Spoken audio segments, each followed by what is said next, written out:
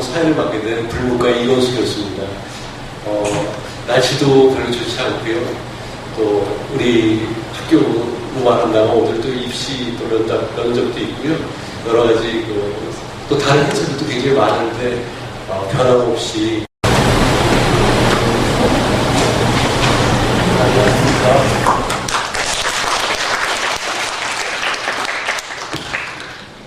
여러분 안녕하십니까. 저는 오늘 인문학 포럼 사회를 맡게 된 불문과 이건수 교수입니다. 날씨도 별로 좋지 않고요. 또 우리 학교 무관한다고 오늘도 입시 또 면접도 있고요. 여러 가지 또 다른 행사들도 굉장히 많은데 변함없이 인문학 포럼을 찾아주신 우리 열혈 동지 여러분들께 제가 박수를 보내드리고 있습니다. 감사합니다. 오늘 선생님들을 모시고 그리고 또 우리 학생들과 함께 오늘 이 시간은 추리문학에 대해서 생각해보는 시간을 갖도록 하겠습니다. 추리문학은 한동안 너무 대중성에 영합하는 문학이 아닌가라고 여겨져 왔습니다만은 사실은 문학성이라든가 대중성이라든가 이 경계가 허물어진 지 오래됐고요. 특히 추리문학은 또 그 중에서도 프랑스 추리문학은 상상력을 기반으로 하고 있기 때문에 지금 21세기를 맞은 여러 학문과 분야가 섞이는 분야에서 여러 가지 우리 시사해주는 점이 많을 거라고 생각되는 분야입니다. 오늘 우리를 시사문학의, 추리문학의 아주 특별한 세계로 안내해줄 연사님을 소개해드리겠습니다. 연사님 성함은 성귀수 연사님이시고요. 본인은 워낙은 시인이십니다. 시집도 2권 내신 시인이시고요. 그보다 더 많이 알려져 있는 거는 번역 책을 100권 이상 낸 전문 번역가이십니다. 특히 여러분들 이름만 대면 알 수 있는 작품 중에는 아멜리 노통의 적의 활작이라는 지금도 베스트셀러로 올라있는 프랑스 여성 작가의 책을 실제로 해서 끊임없이 작품을 번역을 하고 계시고요. 불과 얼마 전에도 낸 그 번역서가 신이 정의다라는 신이 파워가 정의다, 저스티스라고 하는 논쟁적 번역서를 내신 바 있습니다. 그리고 특히 우리가 사디즘으로 알려져 있는 사드의 문학을 지금 체계적으로 번역하고 계시고요. 그 첫 번째 권이 최근에 나왔다고 합니다. 앞으로 사드라고 하는 18세기 프랑스 작가, 그리고 많은 논쟁적 부분을 갖고 있는 그 작가의 그 작품이 우리나라에 본격적으로 소개되는데 아마 큰 힘을 쓰고 계신 걸로 알고 있습니다. 또 오늘 우리가 이 추리문학을 얘기하면서 왜 굳이 성기수 시인 겸 번역가를 모시게 됐는가 하면은 이분이 아르센 류팡이라고 하는 추리 소설의 아주 원조라고 할 수 있는 궤도신사 류팡의 그 시리즈를 전 거를 다 번역했습니다.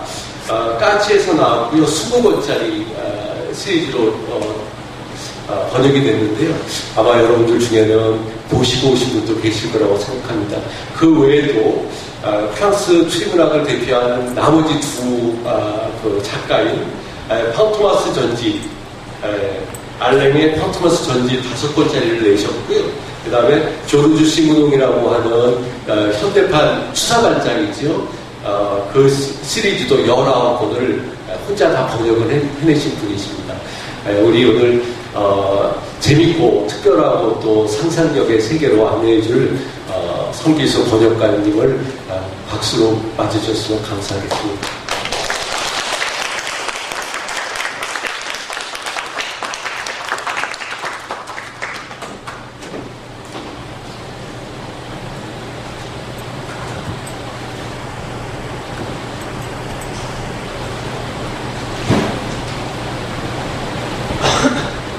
네, 반갑습니다. 성규주라고 합니다.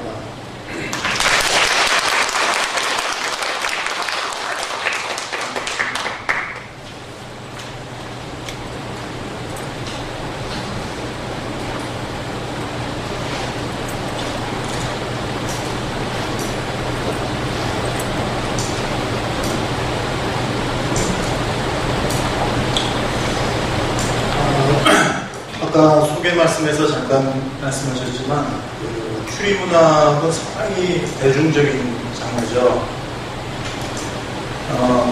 아마 호불호를 떠나서 어린 시절부터 지금까지 추리문학, 추리소설 한두 권 이상은 아마 다 읽으셨을 거라고 봅니다.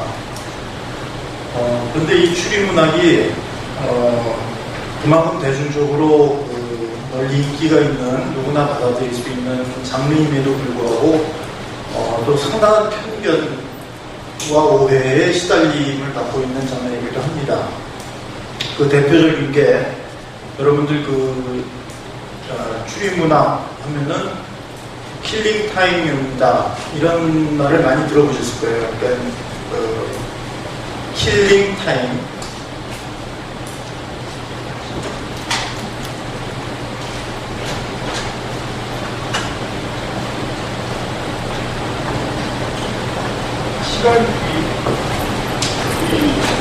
시간을 때우는 그런 의미죠.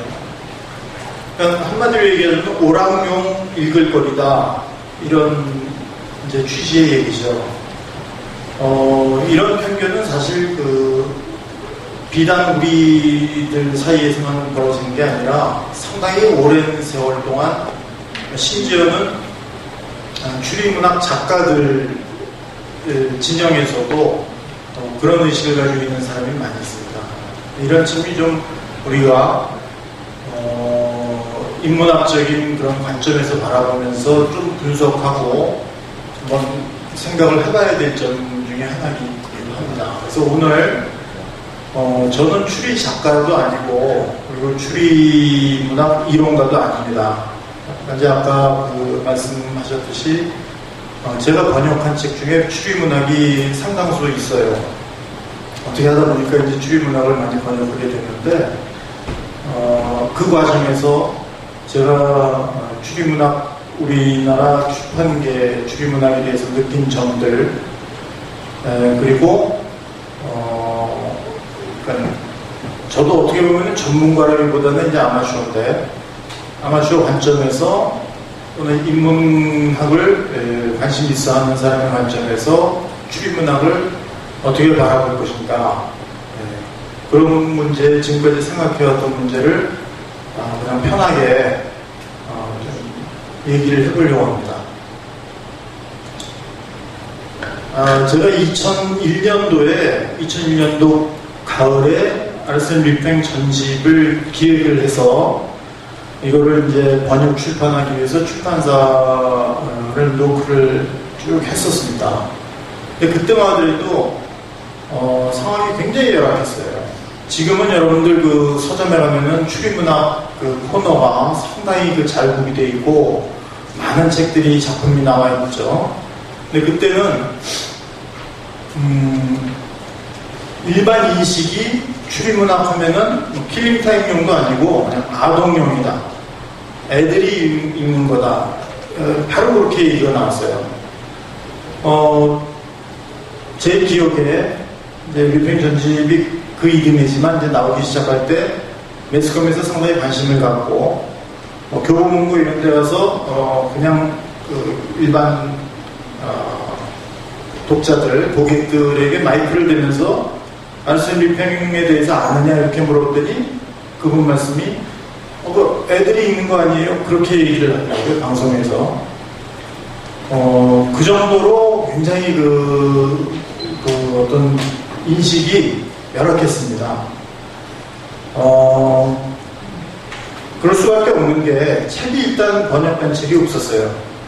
그리고 당시에 해문 출판사라는 출판사, 추리문학 전문 출판사인데 거기에서 거의 고군분투하다시피 책을 냈는데 그나마 그것도 전부 일본어 중역이죠. 일본어 중역이고 이렇게 많이 편집된 그런 작품을 이제 번역한 그런 게 이제 전부였어요. 그러니 인식이 제대로 갖춰졌을 리가 없죠. 그래서 2002년부터 이제 류팽 전집을 가까스로 출판사를 구해서 계약을 해서 내기 시작했고, 그러면서 여러분 혹시 기억나실지 모르겠지만 2002년도에 또 셜록 홈스 전집이 거의 비슷한 시기에 나오기 시작했죠. 셜록 홈즈도 아실 거예요. 알슨 릴팽도 아시고. 그 다음에 이제 브라운 친구라는 또 상당히 추리문의 고전 작품이 나오기 시작했고, 갑자기 왜 그렇게 됐는지 모르겠지만 2002년하고 2003년 2년 동안에 추리문학의 주옥 같은 고전 작품들이 제대로 완역돼서 나오기 시작했습니다. 벌써 한 13년 전이죠, 그때가. 근데 그 이후로 지금은 벌써 엘러리 퀸이라든지 매그레 전집 같은 그런 정말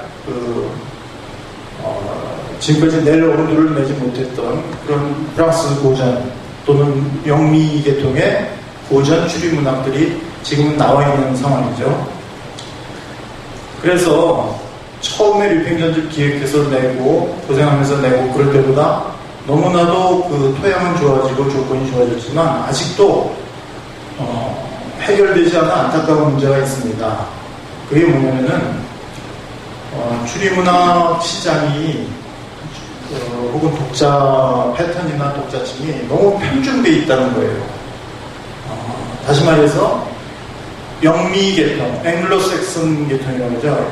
영어권, 그러니까 구체적으로 영국하고 미국 계통의 추리문학 작품, 그리고 일본, 그 다음에 이제 몇몇 베스트셀러로 소위 얘기해서 뜬 북유럽권 그 작품들 몇 개, 이런 식으로 작품이 두서없이 지금 많이 나와 있어요. 근데 왜 프랑스 추리소설 작품은 그렇게 활발하게 출판되고 있지 못하는가에 대해서 상당히 많이 안타깝고 고민을 많이 했는데, 어느 정도냐면은 릴팽전집을 2003년도에 다 내고서 제가 한 4, 5년 있다가 한번 서점을 이렇게 가서 조사를 해봤더니 4, 5년이 아니라 한 10년 정도 지났는데도 제가 그때 번역한 릴팽전집 이외에는 없어요. 번역을 안 해놨어요. 소개를 안 해놓은 거죠. 여기서 이제 소개라는 얘기는 고전에 대한 소개예요. 고전 작품은 사실은 한 사회의 문화적 토양을 갖추기 위해서 어떤 분야의 고전이든 사실은 소개를 하는 게 기본인데 전혀 안 돼 있더라고요. 매그레 전집을 하게 된 것도 굉장히 최근의 일이고, 그래서 이게 도대체 왜 프랑스 고전 추리소설이 번역이 안 돼 있나 하는 문제를 많이 고민을 해오고 있습니다. 왜 제가 프랑스 추리소설에 있어서 이제 프랑스 고전들을 그렇게 중요하게 생각하냐면은 추리문학의 역사를 이렇게 보면은 프랑스하고 영미 계통, 그러니까 앵글로색슨 계통하고 프랑스 계통이 양대 산맥이라고 볼 수가 있어요. 양대 산맥. 그 중에서도 프랑스 추리소설이 뭐라고 그러니까 종주권이라는 거죠. 종주국 할 때 그런 걸 주장할 수 있을 정도로 굉장히 중요한 하나의 흐름을 형성하고 있습니다. 그런데 왜 영미 계통 추리소설은 현대물에 이르기까지 속속들이 번역이 되는데 프랑스 추리소설은 번역이 안 돼 있는가? 우리가 충분히 의아해할 수 있죠. 그래서 사실은 제 이번 강연은 이건 서론 부분에 해당되는데, 여러분 앞에 프랑스 추리소설이 왜 그렇게 중요한가, 그런 거를 간략하게 한번 맥을 짚어드리도록 하겠습니다. 그러니까 여러분들은 아직까지 잘 모르고 계신 내용일 수도 있는데, 이번 기회를 통해서 프랑스 추리소설이 그만큼 맥이 있고 중요하구나, 이런 사실을 좀 인식하는 계기가 됐으면 좋겠습니다.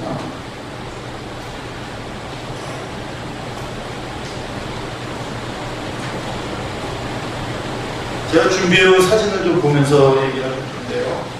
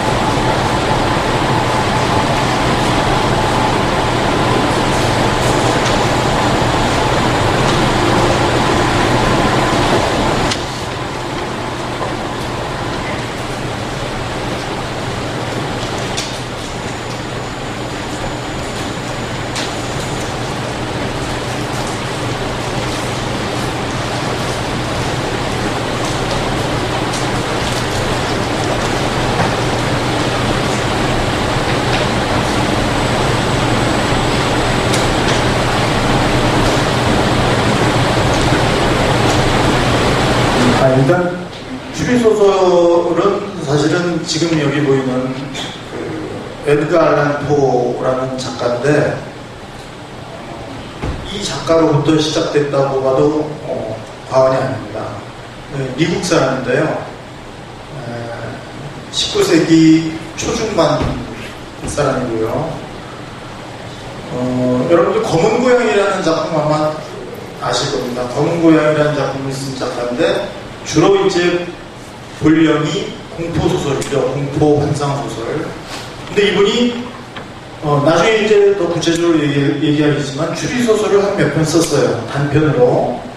근데 그 당시에는 추리소설이라는 장르가 없었고 심지어는 탐정도 없었고 그 영국의 그 유명한 경시청도 아직 세우기 전이었고 탐정이라는 단어 자체가 없었던 시절이에요. 이분이 이제 쓴 소설이 그 이후에 이제 추리소설의 시조가 된 분인데 이 사람은 이제 미국 사람이에요. 그런데 그래서 이제 대개 추리소설의 역사하면은 그 에드가 알란 포서부터 시작됐다 이렇게 얘기하는데 사실은 그거에 앞서 바로 이 사람이 있습니다.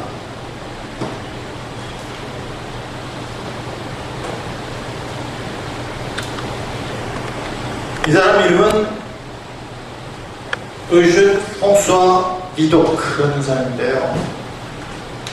이 사람은 한 17세기 말에서 18세기 초까지 활동을 했던 사람인데 한마디로 얘기해서 추리소설의 모든 것은 이 사람에서 비롯됐다 이렇게 얘기해도 과언이 아닌 그런 사람입니다. 이 사람은 한마디로 시대의 풍운하였어요. 도둑이고요. 그리고 범죄자고 사기꾼이고 온갖 그 사회의 밑바닥을 전전했던 그런 범죄자였습니다. 어렸을 때 그 빵장수의 아들로 태어나서 여러 가지 이제 그 소소한 도둑질을 하고 그러다가 누명을 쓰고 잡혀 들어가서 감옥살이 하다가 탈옥을 수도 없이 하고 그렇게 인생을 파란만장하게 산 사람인데 이 사람이 그렇게 범죄자로 살다가 경찰의 이제 협조 요즘 얘기하면 이제 뭐라고 하죠? 그 끈앞을 같은 정보원 그런 역할을 합니다. 그래서 굉장히 범죄 검거율 이런 거를 높이죠. 그래서 이 사람이 굉장히 능력이 있고 그리고 경찰이나 이제 이 법제도 체제에 이제 충성도가 있어서 이 사람을 수사국이라는 걸 하나 이렇게 차려줘가지고 이 사람이 이제 범죄 수사를 이끌기 시작합니다. 그러면서 굉장히 많은 그 성과를 거두고 뭐 한 몇 년 만에 뭐 2만 명 이상 이렇게 범죄자를 검거하고 이런 굉장히 혁혁한 공을 세우죠. 근데 이 사람이 왜 그러면 그럴 수 있었고 왜 이렇게 유명하냐면은 한마디로 얘기해서 우리가 보통 요즘 얘기하는 수사 있죠. 수사, 범죄 수사 이런 거를 처음 시작한 사람이에요. 역사적으로. 그럼 그 전에는 뭐가 있었냐? 딱 두 가지 방법. 범인을 검거하는데 현장에서 범인을 체포하는 거, 그러니까 범행 현장을 직접 급습하거나 해서 범행 현장을 포착해서 검거하는 거. 그 다음에 또 하나 뭐가 있냐면 이제 고문이죠. 고문. 그러던 시절이었어요. 범인을 검거하는 게 그런 정도에 불과했던. 그런데 이 비도크라는 사람이 자기가 그 범죄 사회에서 많이 경험을 했으니까 잘 알 거 아니에요. 범인들이 사용하는 용어, 범인들의 습성, 여러 가지 동선 이런 거. 그런 걸 토대로 해서 이렇게 목록을 만들고, 그리고 또 이 사람의 주특기 중에 하나가 변장. 변장을 하고 변장을 해서 범죄 조직에 잠입을 해서 증거를 수집해서 범인을 체포하는 이렇게 상당히 차별적인 수사, 적극적인 수사를 역사상 처음으로 시도했던 그런 어떤 이 범죄 역사에서 굉장히 중요한 역할을 했던 사람이라 그 이후에 여러 가지 사법제도나 범죄에 대처하는 그 체제에 있어서 어마어마하게 막대한 영향력을 가지고 있었던 사람이죠. 그러니까 이 사람으로 인해서 실제로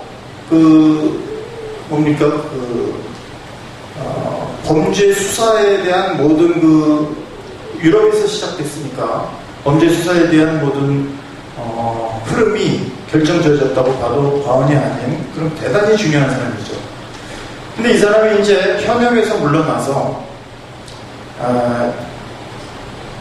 뭐를 했냐면 자기가 어떤 수사국을 탐정사무소를 차리고 그러다가 이제 그거로부터도 물러나가지고 완전히 은퇴한 다음에 뭐를 했냐면은 이 사람 친구가 또 말자크예요. 여러분들 잘 아시는 말자크라는 작가 있죠. 프랑스에 고리로 영감 이런 걸로 유명한 그 말자크하고 친구인데 말자크가 이 사람이 워낙에 파란만장한 삶을 살았고 그리고 매스컴 신문에도 굉장히 많이 이 사람이 오르내리고 이 사람의 활약상, 범죄 검거하는 현장 이런 게 수도 없이 많이 보도가 돼서 유럽에서 굉장히 유명 인사, 사교계에서도 유명 인사인데 당신 한번 회고록을 한번 써봐라 그랬던 거예요.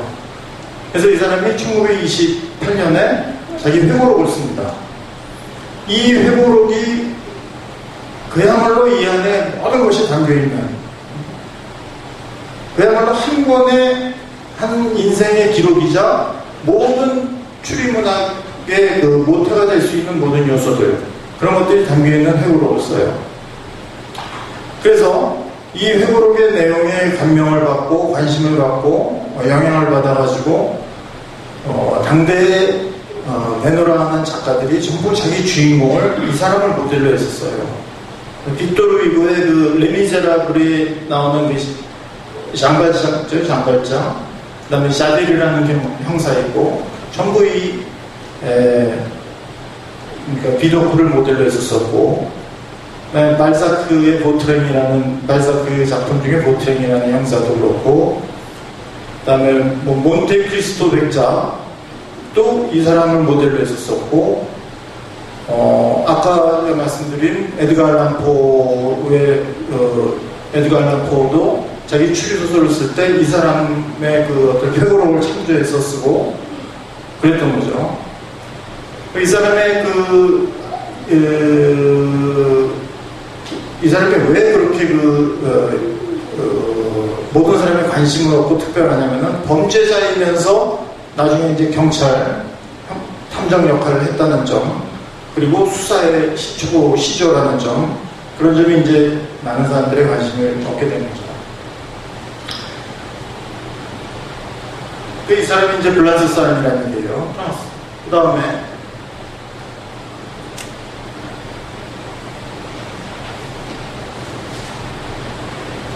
이 사람이 이제 에밀 가보리오라는 사람인데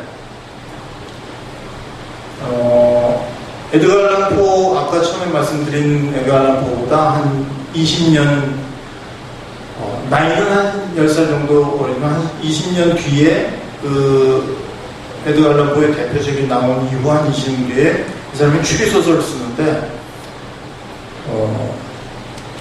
뭐 셜록 홈스 이런 거 나오기 훨씬 전 얘기예요.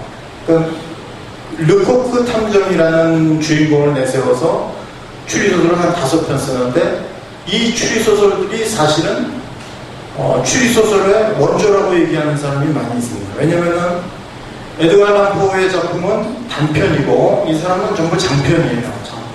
그리고 이 사람은 정말 경찰 조직, 이런 경찰 조직 사법 체계 이런 거에 대해서 굉장히 전문적인 지식을 가지고 있었기 때문에 범죄 수사나 검거, 그 다음에 그 여러 가지 그 모든 그 요소들 이런 거에 대해서 보다 더 체계적인 작품을 쓸 수 있었어요.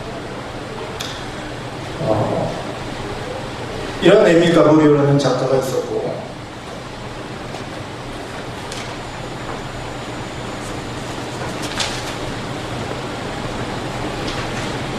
예, 그 다음에 이제 그 다음에 나온 게, 다시.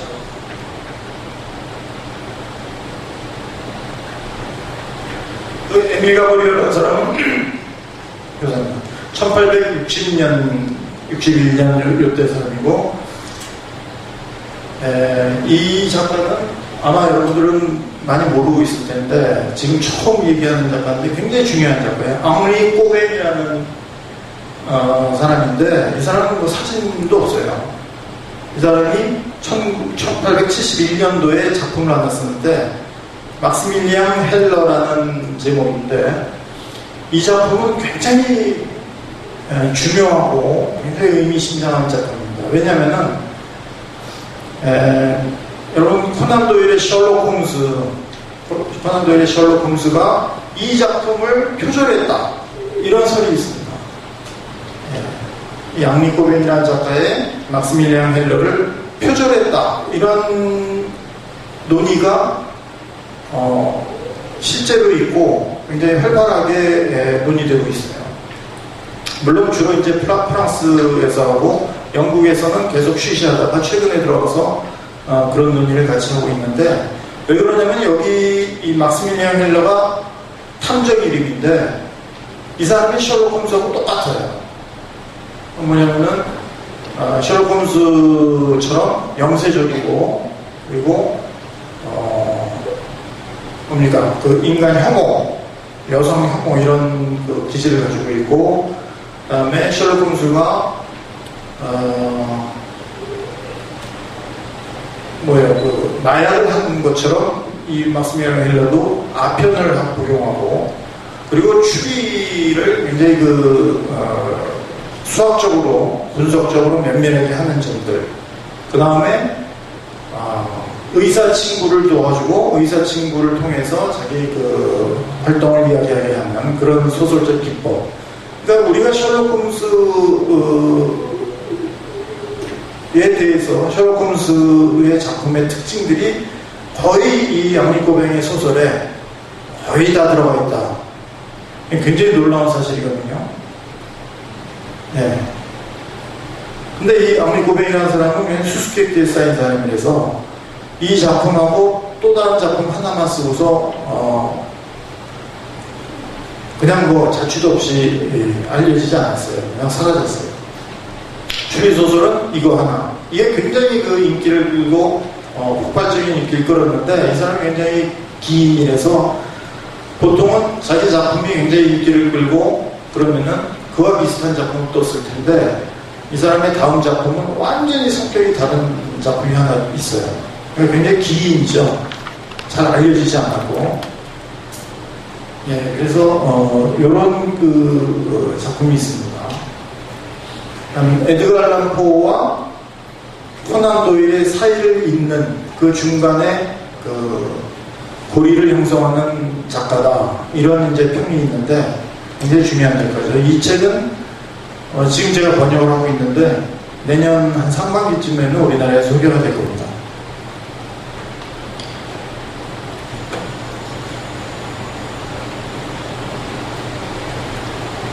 그 다음에 이제 그 알센 류팽을 쓴 그 모리스 르블랑, 이 사람이 이제 20세기 초 작가죠.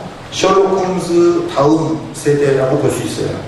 근데 여러분들 뭐 알센 류팽에 대해서 뭐 워낙에 잘 어느 정도 아시니까 그냥 그 모리스 르블랑에 대해서는 설명을 깊게 안 하겠는데, 이 작가는 그러니까 그 원래 추리소설 작가가 아니라 여러분들 그 플로베르라는 작가 들어보셨을지 모르겠는데 모파상은 많이 들어보셨을 거예요. 그 작가들을 흠모했던 그 심리주의 소설을 썼던 작가입니다. 그래서 보통 추리소설이 연재를 하느라고 이렇게 빨리빨리 써냈는데, 이 사람은 작품을 다 끝까지 쓰고 문장을 다 다듬고 그 다음에 그거를 이제 연재를 이렇게 하는 그런 스타일의 작가였고, 그래서 류팽 작품을 이렇게 보면은 일반 추리소설보다 문체가 상당히 그 고품격 문체예요.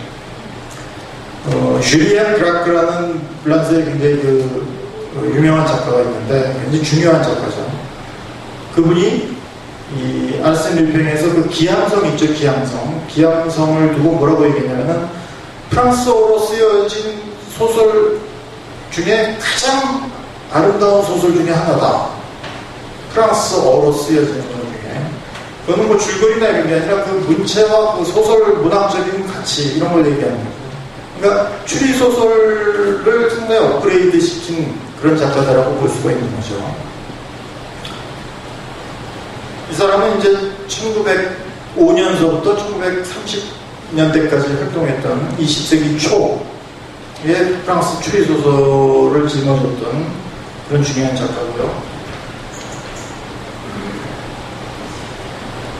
그와 같은 동시대 작가로 가스통 르루, 여러분들 들어보셨을 거예요. 오페라의 유령을 쓴 작가죠. 이 가스통 르루도 사실은 환상문학이 자신의 본령인데 추리소설을 많이 썼어요. 환상소설 말고도. 그 중에서 이제 유명한 게 오페라 유령도 추리소설, 추리적 요소가 들어간 환상소설이죠. 그런데 이제 이 사람이 추리 작가로서 굉장히 명성을 떨친 게 룰다비우 시리즈라는 게 있는데, 여러분들이 그 노란강의 수수께끼라는 작품은 워낙에 유명해서 혹시 읽어본 분이 계실지 모르겠어요. 뭐 옛날부터 지금까지 계속 그거는 출간되고 있는 작품인데, 그 작품이 속한 시리즈를 쓴 사람입니다. 이 작가의 그 룰다비 시리즈도 내년 하반기부터 나올 거예요. 계약을 다 해서 작업을 앞에 두고 있기 때문에. 그러니까 프랑스 추리소설에서 모리스 르블랑하고 이 가스통 르루가 양대 기둥을 바치고 있다, 이렇게 볼 수 있을 정도로 비중이 높은 작가였죠.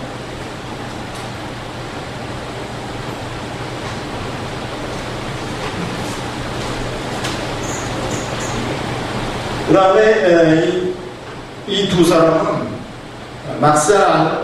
왼쪽에는 막살 알렌이라는 사람이고 오른쪽이 피에르 수베스트라는 사람인데, 이 사람들은 이제 빵토마스 시리즈, 아까 소개할 때 말씀하신 빵토마스 시리즈를 쓴 사람들입니다. 이 빵토마스 시리즈 이따가 이제 좀 설명을 하겠는데, 이미 우리나라에 한 5편 정도 제가 번역해서 이렇게 나와 있는데 굉장히 독특한 작품이죠. 여러 가지로 독특한 작품인데 나중에 자세히 설명할 거기 때문에 일단은 그냥 넘어가겠습니다.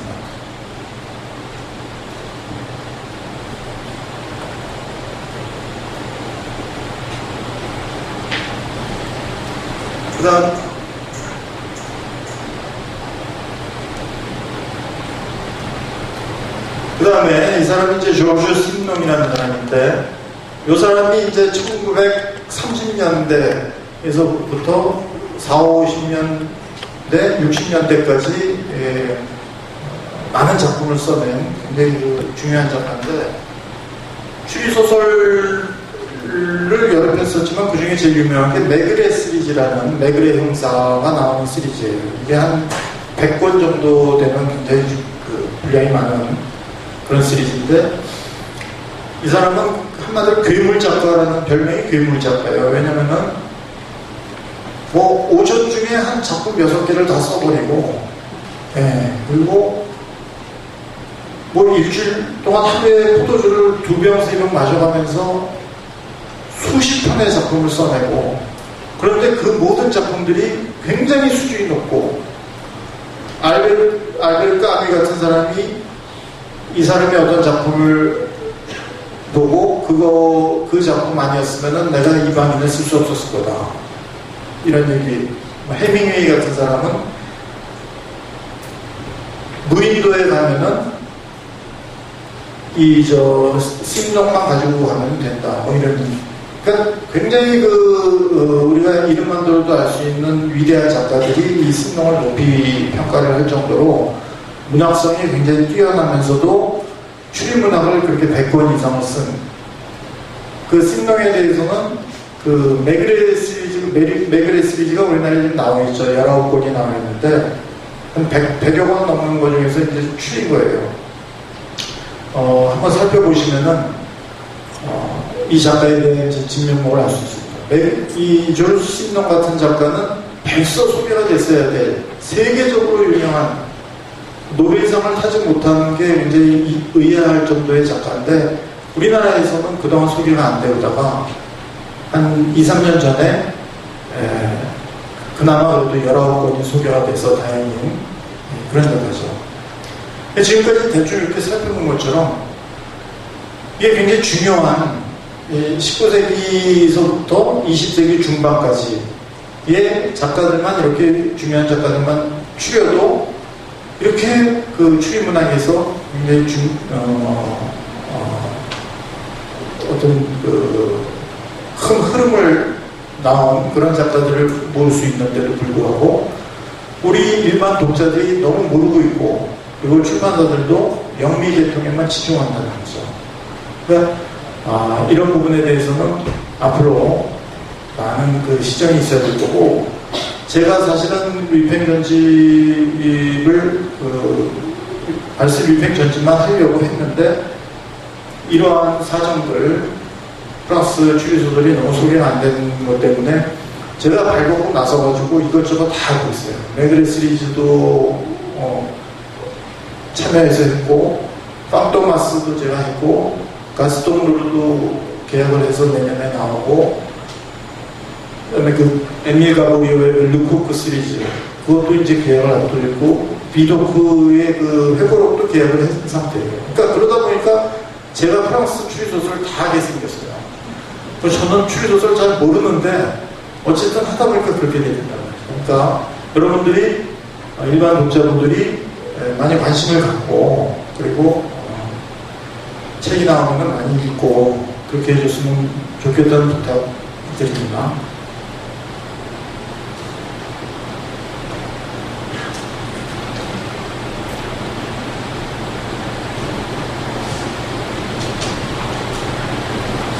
그러면 이제 추리소설이라는 것은 뭔가?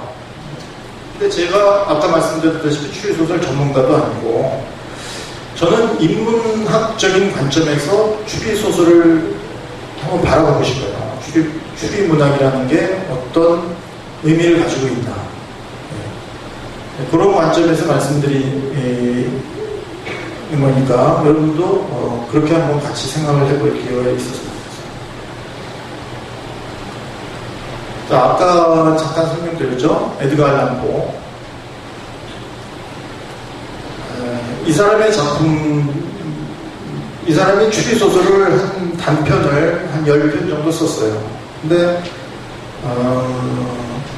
그 중에서 정말 추리소설다운 추리소설은 한 5편 정도 있고, 그 중에서도 중요한 작품이 3편이 있는데,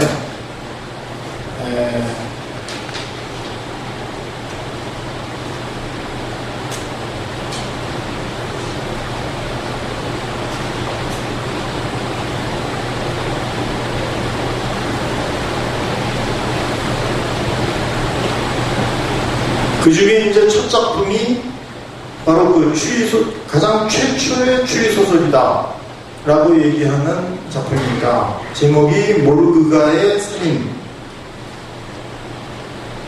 The Murders in the Rue Morgue 이런 책인데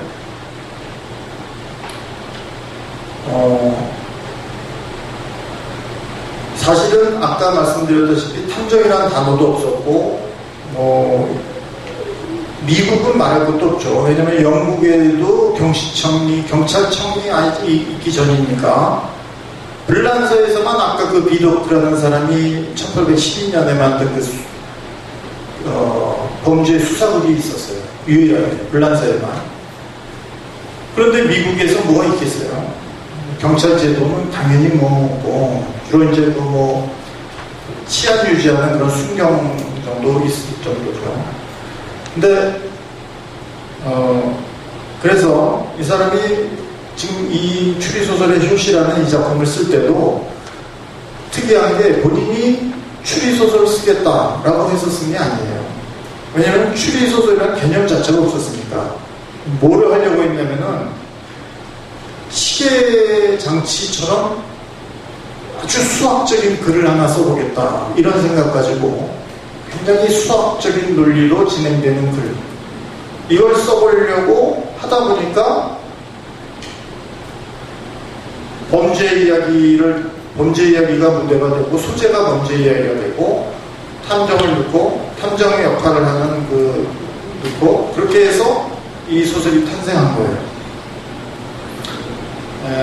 배경은 이 프랑스 파리고 그때는 왜 그러냐면 파리 프랑스가 그 문화의 중심지고 지금보다 더 그리고 모든 이제 미국 사람들도 상류층 막 글을 쓰고 이런 시대였고 그 다음에 이제 그 파리에서 범죄 수사국이 생긴 거 보면 아시겠지만 범죄율이 많이 있고 그런 여러 가지 상황 때문에 배경이 프랑스 파리예요. 그래서 저기 아래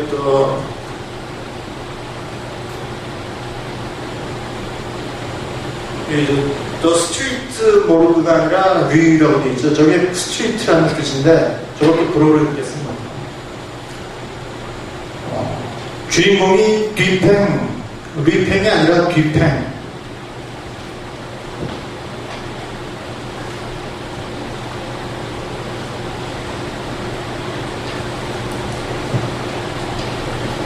뒤팽이라는 사설 탐정이죠, 사설 탐정. 네, 최초에. 가브리오보다 먼저니까. 그런 주인공을 탐정 역할을 하는 그런 사람이 등장하는 소설인데, 혹시 읽어보신 분 있나요, 여기? 모르그가의 살인? 네, 대충 줄거리가, 줄거리 자세히 얘기하면 스포일러인데, 이 추리소설 얘기할 때는 줄거리 얘기하면 절대로 안 돼요. 돌 맞아요. 큰일 나요. 대충 밀실은 아닌데 거의 밀실이나 다름없는 도저히 이해할 수 없는 방 안에서 여자 둘이 처참하게 살해를 당해요. 살해를 당하는데 도무지 종잡을 수가 없는 거예요. 방도 문도 안에서 잠겨있고 창문도 잠겨있고 조그만 이렇게 틈은 있지만 도대체 뭐가 들어와서 그리고 굉장히 보통 사람의 힘으로 할 수 없을 정도로 처참하게 범행 현장이 그렇게 돼 있고 종잡을 수가 없는 거죠. 모든 경찰이나 이런 사람들이 이제 엉뚱한 사람을 잡아가지고 족치고 이렇게 조사를 하는데 뒤팽이 굉장히 수학적인 아주 논리 정연한 추론에 의해서 범인을 특정하죠. 잡아요. 네, 그런 소설인데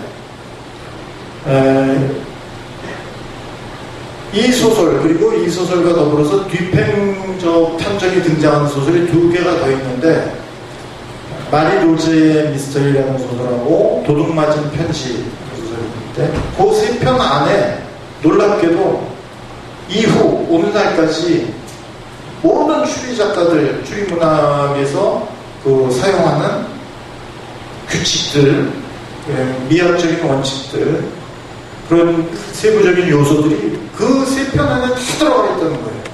추리문학 연구가들이 분석해봤더니 굉장히 놀라운 사실이죠. 에드가 알란 포는 자기가 의도한 게 아니에요. 그냥 그렇게 수학적인 논리적인, 다시 말해서 이제 추리가 되겠지. 그걸 이제 추리로 표현을 한 거죠.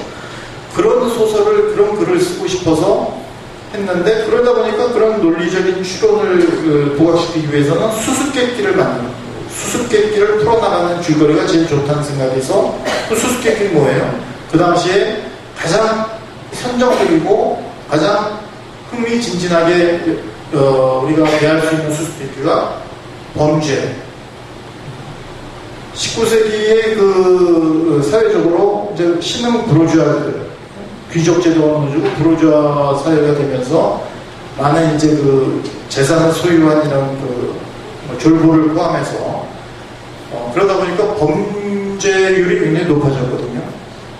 모든 일간지나 이런 데서 범죄 기사가 많이 나오고, 그렇게 해서 그냥 범죄 스토리를 집어넣은 거고 탐정을 집어넣고 한 거예요. 사실 그 핵심은 그런 어떤 수수께끼를 푸는 과정을 쓰고 싶었던 거죠. 그리고 이 에드가 알란 포는 다른 소설들 보면은, 단편 소설들이 그렇게 소재나 이런 거는 뭐 공포, 뭐 환상, 기상천외한 이야기들이지만 그 소설 미학적인 그 소설의 플롯이나 이런 건 굉장히 수학적이고 논리적이거든요. 그래서 아마 에드가 알란 포는 그런 거를 겉으로 완전히 드러내서 그런 걸로만 이루어진 소설로 써보겠다 해서 이런 그 소설을 쓴 건데, 그게 어떻게 뜻하지 않게 추리문학의 표시가 된 거예요. 그래서 실제로 지금 오늘날 추리문학 연구가들은 에드가 알란 포가 자기가 추리문학의 표시가 된 거를 오늘날 알았다면 굉장히 놀랐을 거다. 어쩌면 원치 않았을지도 모른다. 뭐 이런 얘기를 하고 그러죠. 그러면은 이 안에 도대체 이 작품 안에 추리문학의 그 모든 중요한 요소들이 다 농축되어 있다고 하는데, 도대체 어떤 거인가? 그럼 추리문학의 핵심은 뭔가? 그런 거를 우리가 한번 살펴볼 필요가 있는데, 아까 말씀드렸다시피 그러니까 에드가 알란 포는 범죄 이야기를 쓰려고 범죄 이야기를 쓴 게 아니라는 거예요. 그럼 뭐를 하려고 하냐면은 수수께끼 풀이. 수수께끼 풀이는 문제가 있고 그다음에 해법이 있는 거죠.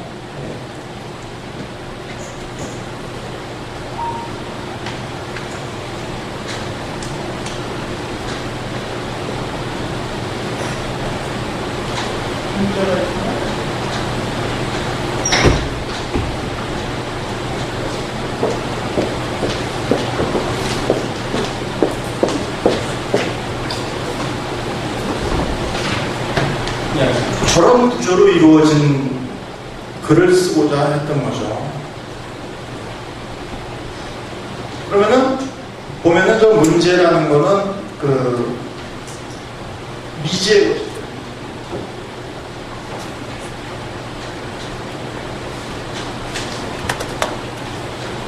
그다음에 해법은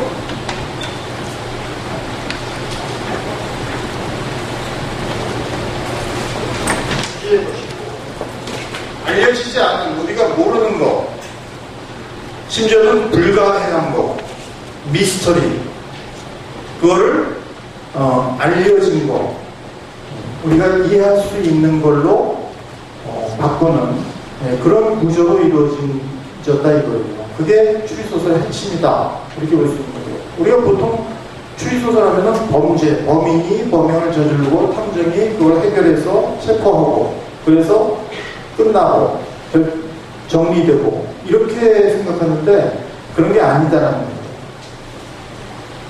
범죄나 범인의 범행, 그리고 탐정이라는 요소는 저 수수께끼, 어떤 문제를 해결하는 그런 어떤 그 이야기 요소를 가장 효과적으로 드러낼 수 있는 장치에 불과하지, 사실은 그게 주가 아니라는 거죠.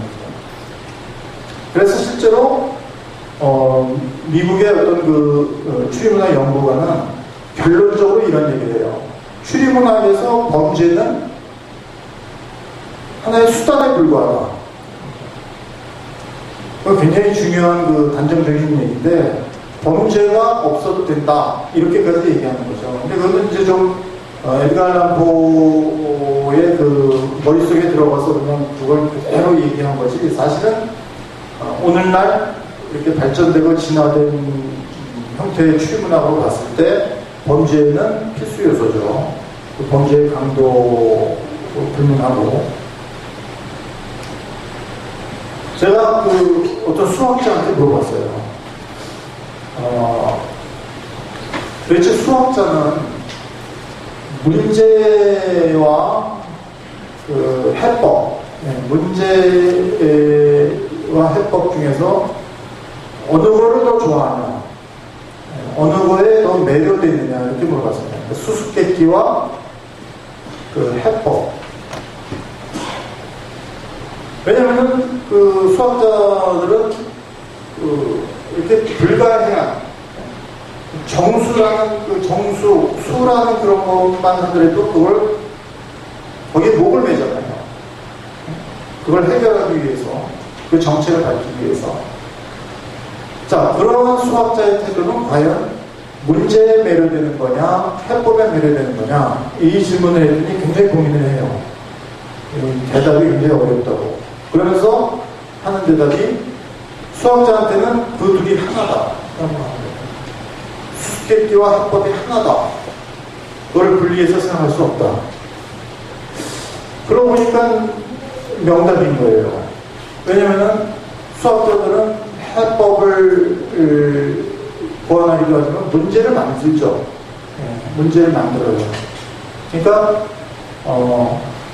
그 둘이 하나다. 이 둘이 하나라는 게 왜 중요하냐면은 하나는 불가해한 거고 하나는 불가해한 거고 하나는 이해 가능한 거잖아요. 해법은 이해 가능함을 추구하고 문제의 본질은 불가해한 거 아니겠어요?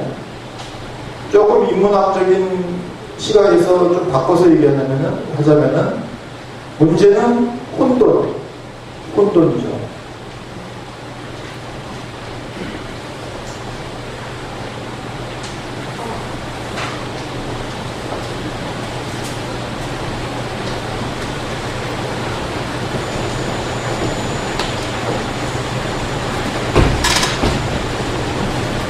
문제는 혼돈, 카오스를 뜻하고, 그 다음에 그 해법은 질서, 그를 뜻한다고, 이거 인문학적으로 그렇게 볼 수가 있죠. 그죠? 근데 저 두 개가 하나라는 거예요. 떼려야 뗄 수 없는 관계다. 그렇게 제가 생각하고 발전시켜 봤는데, 그러고 보니까 이 추리소설이라는 게 이게 보통 그 만만한 장르가 아닌 거예요. 그냥 무슨 범인이 범행을 저질러가지고 탐정이 추리해서 범인을 잡아가두는 그 과정에 아기자기한 그런 재미, 킬링 타임용, 그런 게 절대 아니다 라는 생각이 드는 거죠. 사실 혼돈에 매료되고 그리고 질서를 추구하는 인간의 정신, 의식 구조는 굉장히 근본적인 의식 구조예요. 우리 누구나가 뭔가 이해할 수 없는 것에 직면했을 때 굉장히 감정이 격해지고 호기심을 느끼고 지적인 호기심, 정서적인 흥분감을 느끼죠. 그러면서 질서, 안정, 이해할 수 있는 것, 주지의 어떤 사실 앞에서는 안정감을 느끼고 행복감을 느끼고 그런단 말이에요. 그리고 심지어는 그런 질서를 추구하려는 그런 의지가 있고, 이것도 굉장히 근본적인 거예요. 그러니까 우리 인간의 굉장히 근본적인 의식 구조가 추리소설의 그 수수께끼 속에, 수수께끼 풀이 과정 속에 고스란히 반영이 되어 있다 라는 생각을 하게 된 거죠. 그렇게 보자면은 추리소설이 왜 킬링타임용이고 한 번 읽고 버리고, 그리고 줄거리를 알고 나면은 그냥 나중에 시시해지고, 이렇게 치부할 근거가 없는 거예요.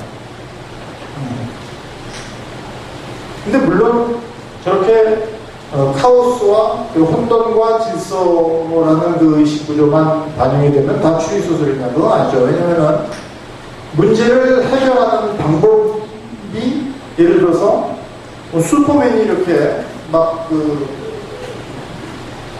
조커가 막 그 사회를 어지럽히고 있을 때 배트맨이 와가지고 조커를 물리치고 이런 건 추리소설이 될 수 없겠죠. 그 조커가 만들어 놓은 혼돈을 배트맨이 와서 평정하고 사회 질서를 회복한다고 해서 그게 두 가지 요소가 있지만 그건 추리소설이 될 수 없는 게 해결하는 방법이 논리적이고 수학적이고 논리적이어야 돼요. 그리고 답을 어디에서 얻냐면 이 문제 속에서 답을 얻어야지 돼요. 근데 배트맨은 어때요? 슈퍼맨은 어때요? 그냥 저 별에서 힘을 얻어가지고 와가지고 악당을 물리치잖아요. 이거 어떤 우연의 기대고 초인적인 어떤 문제 밖에 어떤 곳에서 힘을 얻어서 문제를 해결하는 이런 거는 아니다. 추리소설이 아니다. 추리문학이 아니다. 항상 수학자가 해법을 문제 속에서 찾듯이 추리문학의 구조에서 저 관계는 그 벌어진 살인사건 속에서 단서를 찾고 거기에서 찾은 단서를 토대로 해서 문제를 풀어야지만 추리문학이다. 그런 차이는 있죠. 그러나 어쨌든 중요한 거는 그런 우리가 혼돈에 매료되고 질서를 추구하는 그런 인간의 의식 구조가 고스란히 반영되어 있다.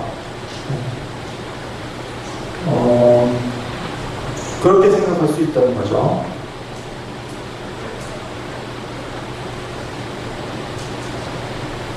보면은 저게 이제 표지인데 모르고 저렇게 닫혀진 창문 속에서의 범죄의 현장 또 다른 표지를 보면은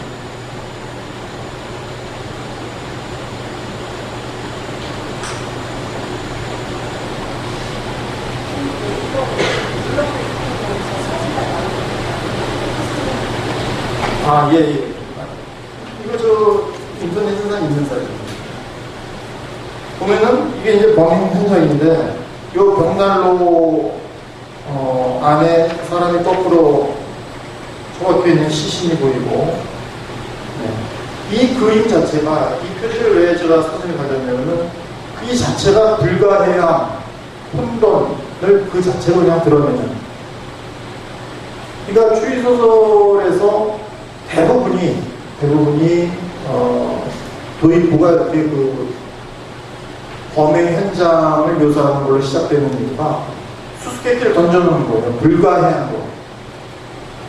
꼭 무슨 암호문이 등장하고 어떤 진정한 수수께끼가 있어서가 아니라 사회 질서가 무너지고 사람이 죽었잖아요.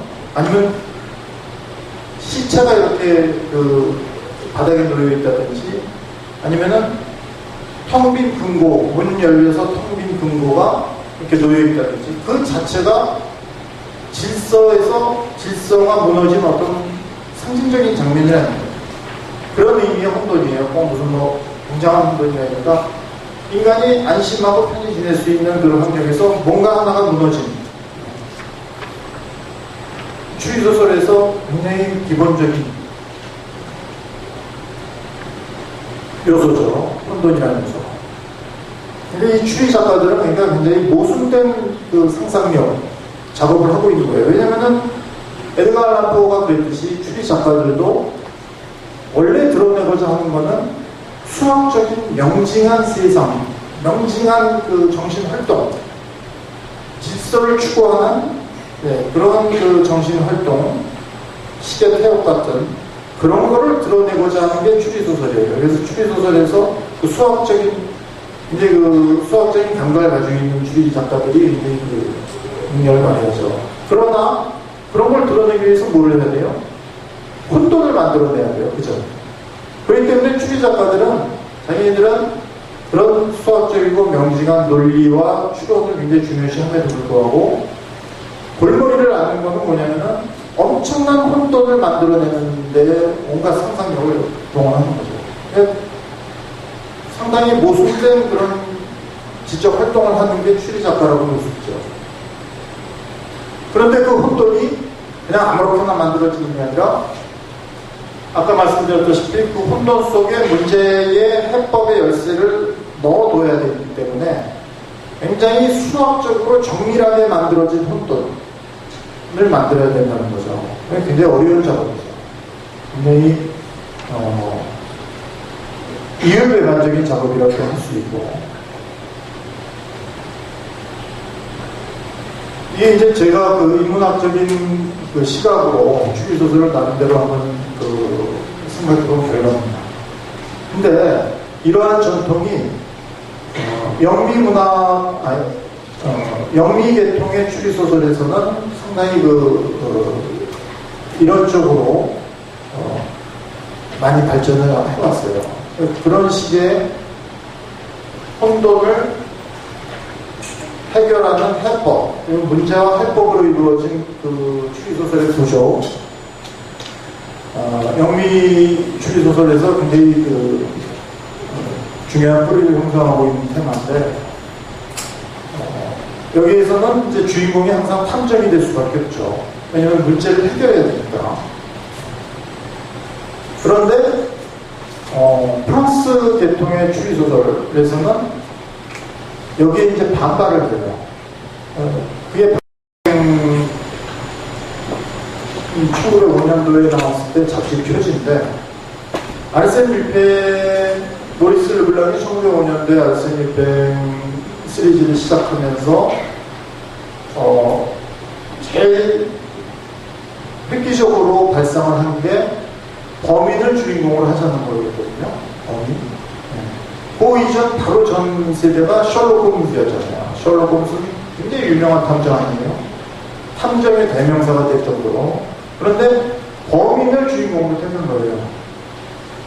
더더군다나 저런 구조를 가지고 있는 추리문학에서 이거는 그 이전에는 그 누구도 생각할 수 없는, 단지 비도크라는 우리가 살펴본 그 비도크라는 사람의 수기, 그 사람의 삶에서 이 사람이 범죄자이면서 또 경찰 탐정을 했으니까 그런 사례가 있기는 하지만, 진정으로 추리문학 속에서 이 범죄자를 주인공으로 한 거는 최초, 아주 획기적인 발상이었다.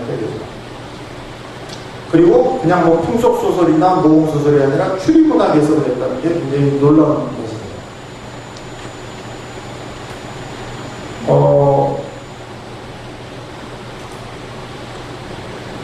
이 아르센 류팽은 어떤 점에서 우리가 눈여겨봐야 되냐면, 이 사람이 이제 변장의 달인이에요. 자기의 모습, 그 다음에 외모, 태도 이런 거를 자기자기로 바꿀 수 있다는 거죠. 근데 사실은 그 이전에 셜록 홈즈도 그랬고, 그 이전에 그 탐정들이 변장을 원래 하고 다녔어요. 셜록 홈즈가 변장 기술이 굉장히 뛰어나다는 거는 읽어보신 분들은 알 거예요. 근데 그게 좀 다르죠. 탐정이 변장하는 거는 범인을 잡기 위해서, 아까 비도크의 사례처럼 범죄 조직에 잠입하기 위해서 변장하는 거죠. 변장이 수단화된 거죠. 근데 아르센 류팽의 변장은 그런 게 아니에요. 그러니까 남의 정체성을 훔치는 거예요. 그냥 그 변장이 어떤 수단이 아니라 목적이 되는 거죠. 아르센 류팽이 도둑 아니에요? 도둑? 궤도 신사. 도둑인데 물건을 훔치는 게 아니라, 물건만 훔치는 게 아니라 남의 정체성까지 훔쳐버리는 거예요. 남의 정체성을 훔친다는 게 어떤 의미냐면은, 이 사람이 훔친다는 의미가 뭔지를 살펴보면 이해가 되는데, 이 사람이 소설 속에서 아르센 류팽이 이런 얘기를 해요. 나는 뭐 금은보화를 지금까지 많이 훔치고 여러 가지 도둑질을 많이 했지만, 그게 사실은 다 모양만 달리 했지, 나는 황금 양털을 훔친 거다. 내가 찾고자 하는 건 황금 양털이다. 근데 이 황금 양털은 그리스 로마 신화에 나오는 테마인데, 여러분도 혹시 아르고호의 선원들, 아르고호의 뭐 이런 이야기를 들어보셨는지 모르겠는데, 영웅들이 한마디로 쉽게 얘기해서 영웅들이 아르고호라는 배를 타고 황금 양털을 찾으러 가요. 황금 양털. 그거는 뭐를 상징하냐면은 심리학적으로 불가능한 거를 상징해요. 황금 양털이라는 게 세상에 존재하지 않잖아요. 황금 양털이. 그러니까 이성으로 합리적으로 얻을 수 없는 어떤 것, 어떤 상태, 그거를 황금 양털이라는 상징으로 얘기하는 거예요. 자, 그러면 아르센 류팽이 도둑인데 자기가 지금까지 이것저것 훔쳤지만 그게 사실은 모양만 달리한 황금 양털이라고 하는 얘기는 뭐예요? 예를 들어서 금덩어리를 훔쳐도 그거를 재물로서 훔친 게 아니라 어떤 자기 안에 무의식적인 불가능한 성취할 수 없는 욕망, 그거를 충족시키기 위한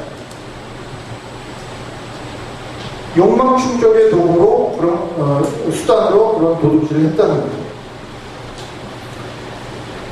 그러니까 끊임없이 도둑질을 해도 그 욕망은 충족되기가 어려운 거죠. 그러니까 기암성 같은 데 보면은 그 에트르타, 노르망디 에트르타라는 여기 실제로 그 모델이 있는데 굉장히 높은 바위인데, 바위섬인데 소설 속에서는 그 바위섬을 전부 보물로 채웠다는 거예요.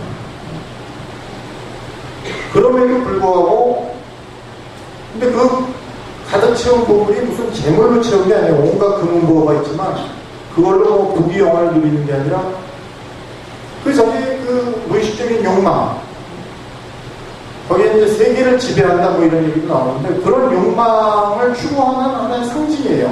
훔친다는 행위 자체가. 이 사람 같은 건 훔치는 거 자체가 그런 인간의 조건을 초월하고 이 사회와 이성과 합리의 그런 그 틀을 초월해서 무의식적인 무제한적인 그 욕망 충족을 추구하기 위한 행위이기 때문에 아까 말씀드린 변장을 통한 변장을 통해서 남의 정체성을 취하는 것 역시 그런 무의식적인 욕망의 발현이라고 보는 거죠. 수단이 아니라. 그러니까 이 사람은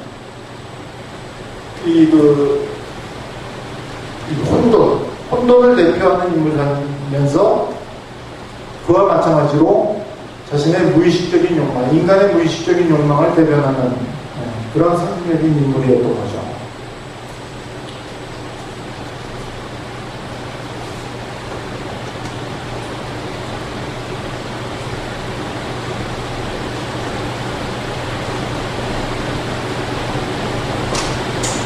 그 아르센 류팽하고 비슷한 시대, 약간 후배죠. 약간 한 5년 정도 후에 발표된 작품인데 아까 얘기 나온 깡토마스라는 인물도 아르센 류팽을 많이 벤치마킹했어요. 그 사람을.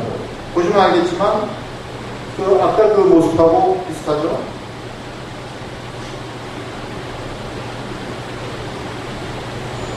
시크릿에 이런 그 영미복을 입고 이런 모습과 이 모습과 이거는 뭐 정확히 그 당시에 워낙 류팽이 유명했기 때문에 그런 모습을 흉내냈다고 볼 수 있어요. 실제로도 그렇고. 그런데 다른 점이 있죠. 이 사람 여기 보면은 피 묻은 칼을 쥐고 있어요. 피 묻은 칼. 류팽은 그냥 지팡이죠. 꽃을 달고 이렇게 외눈 안경을 쓰고 멋진 복장을 했지만 이 사람은 이 복장은 그렇지만 완전히 그 마스크로 얼굴을 가렸죠. 이 사람도 변장이 특이해요. 근데 이 팡토마스는 류팽하고 굉장히 비슷하면서도 또 다른데 범죄자라는 게 가장 그 공통점이고 가장 다른 게 팡토마스는 완전한 악의 화신이에요. 악의 화신. 근데 류팽은 여러분들이 보통 의적이라고 하는데 의적은 아니고 류팽이 뭐 로빈후드처럼 물건을 훔쳐서 가난한 사람한테 주고 이런 장면은 단 한 장면도 없어요. 단지 물건을 훔쳤다가 도로 주고 이런 거 있어도 어디서 물건 훔쳐서 가난한 사람 주고 이런 장면은 없다는 거예요. 그러니까 의적은 아니죠. 의적은 아닌데 정의로운 도둑. 왜냐면은 굉장히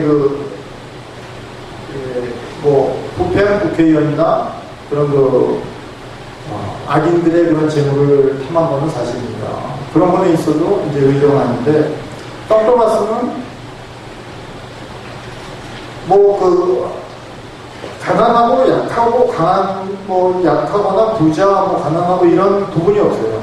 그냥 이 떡토마스는 이 사회를 극심한 혼란 속에 처박아 버리는 게 이 인물의 목표예요. 그러니까 배트맨의 그 조커 같은 그런 타입이죠. 이 사람은 변장을 하는데 어떤 식으로 변장을 하냐면 꼭 자기가 죽인 사람으로 변장을 해요. 자기가 사람을 죽이는데 살인을 하고서 그 사람이 돼버려요. 그러니까 이 위펜 같은 경우는 그냥 자기가 이 사람도 됐다 저 사람도 됐다가 심지어는 어떤 사람으로 변해서 경찰의 총수로도 변장하면서 좋은 일도 하고, 그리고 어떤 여자와 연애를 하기 위해서 또 다른 정체성을 취하고 이러면 이 떡토마스는 자기가 살인한 사람으로 변하는 거예요. 무시무시하죠. 그거는 꼭 옛날에 악마가 어떤 사람 안에 육체를 빌려서 그 사람의 영혼을 지배하는, 아니면 어떤 영혼을 사는, 그래서 그 사람을 무력화시키는 그런 거에 비교될 수 있는 이 사람의 변장 패턴은 그런 거예요. 이런 거를 너무 끔찍하다 이렇게 생각할 게 아니라 우리의 무의식적인 욕망이 아무런 그 방해를 받지 않고 절제가 없을 때, 어디까지 치달을지 모를 때 이런 이미지가 나올 수 있다. 그런 의미가 있어요. 떡토마스는 위펜보다 더 극단적으로 간 거죠. 그리고 또 이 둘의 그 비슷한 점은 그 범죄 행위 자체가 수단이 아닌 거예요. 범죄 행위 자체가 목적인 거죠. 하나의 오락이 되는 거예요. 유희가 되고. 그러니까 위펜 보면은 물건을 훔칠 때 내가 저걸 훔치겠다 이렇게 예고를 하고 훔치죠. 그냥 어떤 물건을 몰래 훔치는 게 아니라 내가 그걸 훔치겠습니다 하고 주인한테 통보를 하고서 훔쳐요. 이거는 하나의 유희예요. 유희. 그 자체가 하나의 기회가 되는 거예요. 기회. 그러니까 이거는 우리가 보통 생각하는 그냥 도덕 이런 거하고는 굉장히 차원이 다른 그런 거죠. 근데 떡토마스는 마찬가지예요. 사람을 죽이고 도둑질도 하고 어마어마한 그 범죄를 저지르면서 다니는데, 이 사람이 이 인물의 별명이 뭐냐면 공포의 거장이거든요. 공포의 거장. 보면은 이 파리시를 한 발로 이렇게 딱 밟고 있죠. 파리시를 막 공포에 떨게 하는 건데,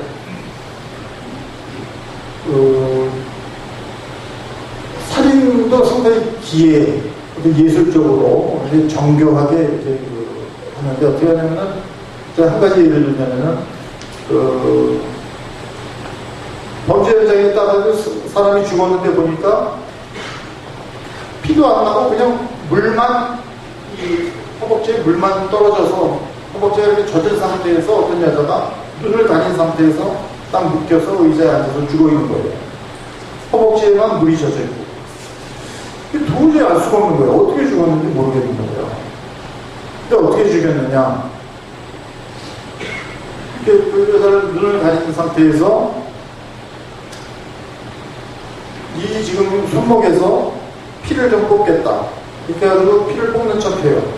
피를 뽑는 척 해가지고 사실은 물을 이 여자 허벅지에 똑똑 떨어뜨리는 거예요. 그럼 이 여자가 자기는 눈 가리고 있으니까 모르니까 내 지금 팔에서 떨어지는 피가 지금 허벅지에 떨어지고 있구나. 그로 인한 엄청난 공포에 시달리다가 죽는 거예요. 그러니까 자기는 지금 내 피가 점점 떨어져서 내 허벅지에 지금 이 액체가 닿고 있으니까, 차가운 액체가. 아, 이렇게 해서 죽는구나. 그 극심한 공포를 견디지 못하고 사망을 한 거예요. 또 깡토마스가 한 짓이 그래요. 살인행위도 그냥 이렇게 제거하기 위한 목적에서 이렇게 장난스럽고, 오락으로, 유리로, 그렇게 한다는 거예요. 너무나 무시무시한 거죠. 그러니까, 범죄 자체가 목적이 되는 그런 범죄자인 거죠.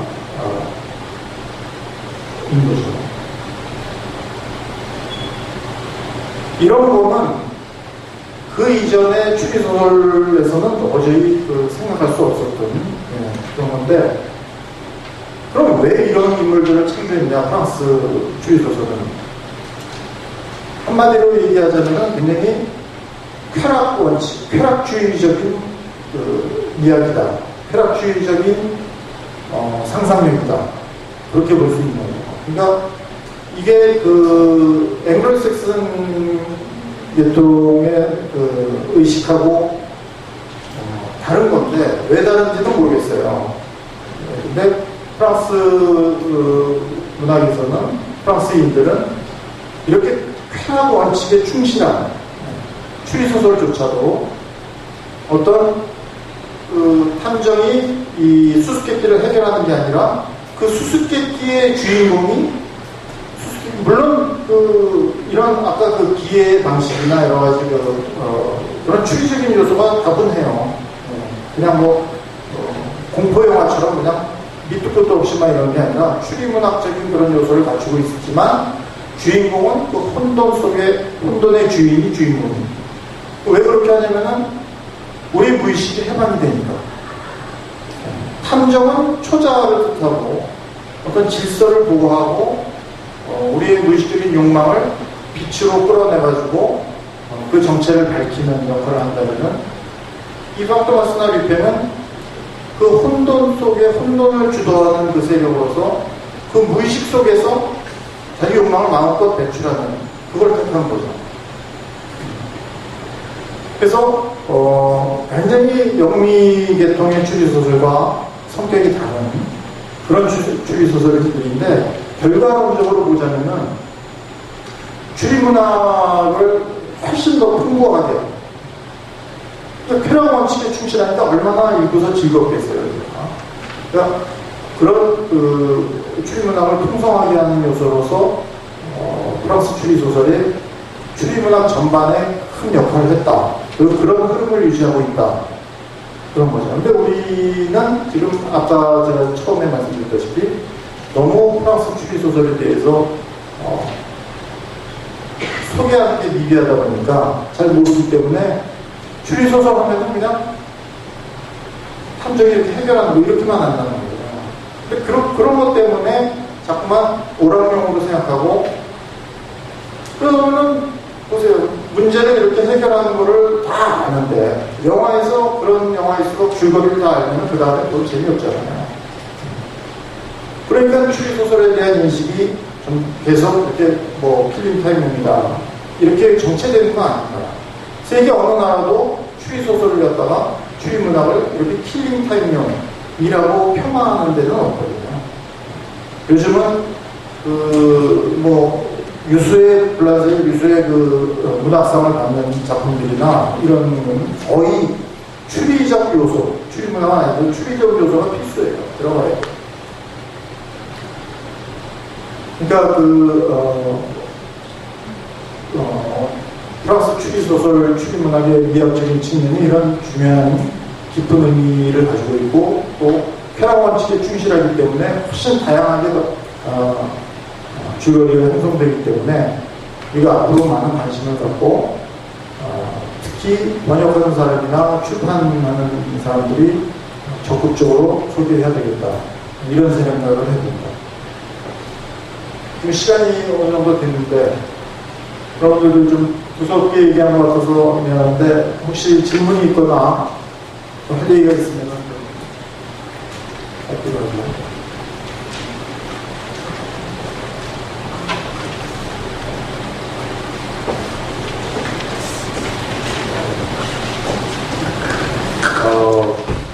시간이 어느 틈에 이렇게 그냥 그 탐정하고 범인을 쫓아다니다 보니까 벌써 약속한 시간이 다 됐습니다.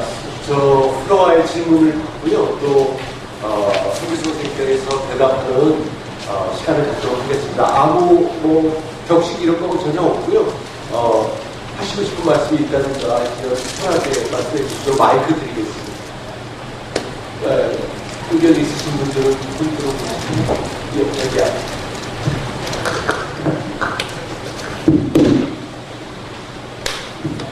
네이버 한문사에 있는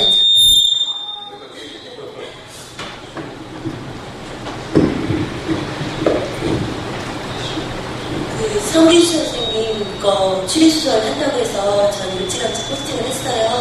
근데 선생님 검색을 하면 목소리가 크게 너무나 보시거든요. 그 검색을 하면 북한에 선생님 소설이 다 나오거든요. 그게 실제 선생님이 쓰신 소설은 아니고요.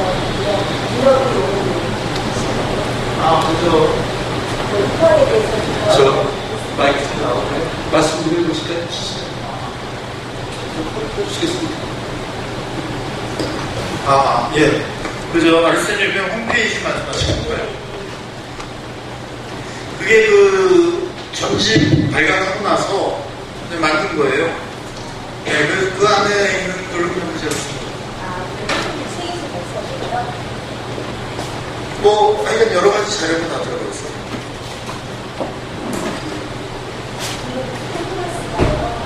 저기 몇 년도에 나왔나요? 저게 1911년에서 13년까지 한 2년 7개월 동안 그 두 사람이 한 챕터씩 번갈아가면서 썼어요. 그렇게 해서 32권.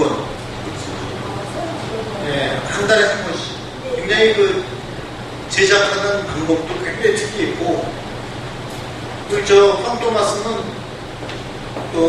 세계적으로 완전히 그 엄청난 베스트셀러였는데, 특히 그 초현실주의자들, 앙드레 브루통이나 기욤 아폴리네르 이런 사람들이 황 토마스에 대해서 굉장히 열광을 했죠.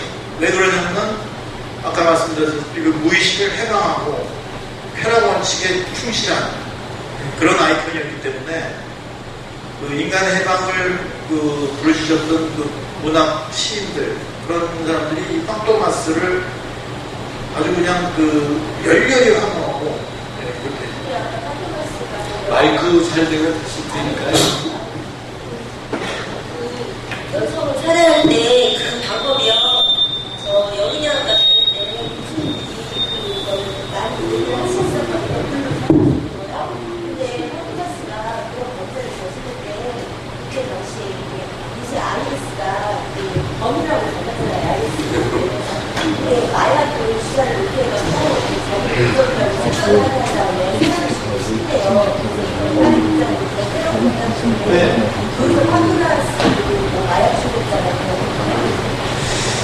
이게 32권이 있는데 추리고 추려가지고 처음에 이제 10권을 하려고 그러다가 점점 줄어가지고 5권을 했어요.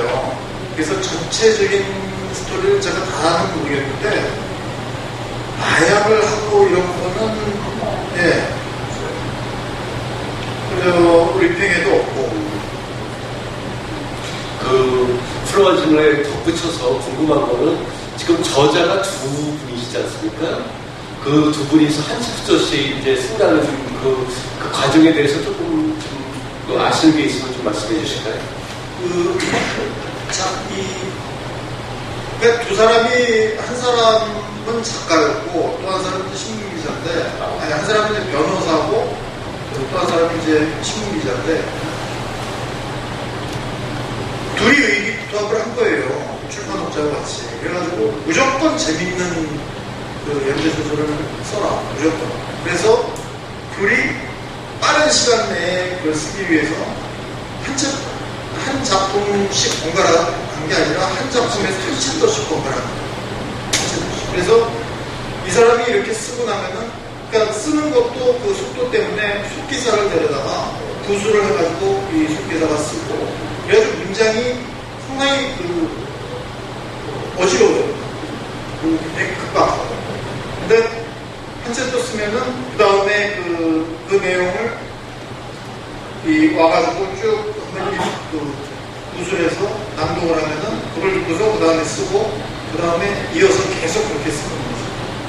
그러니까 너무나도 획기적인 방식으로 이렇게 썼는데 1편이 소위 얘기해서 지금 말로 대박을 터뜨렸기 때문에 그 방식을 계속 유지해서 32권까지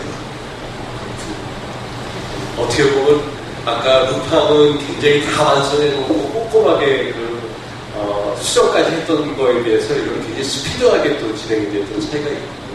다른 질문 예. 한번 마이크 한번 써보겠습니다. 너무 가까워서 그렇습니까? 예.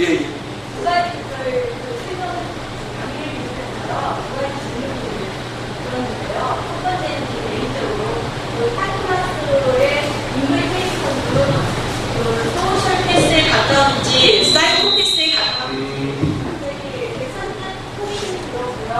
두 번째 질문이 저희 딸이 대학교 3학년 한 6년, 7년 동안 훈련 공부에 대해서 완전히 강퇴했거든요. 그래서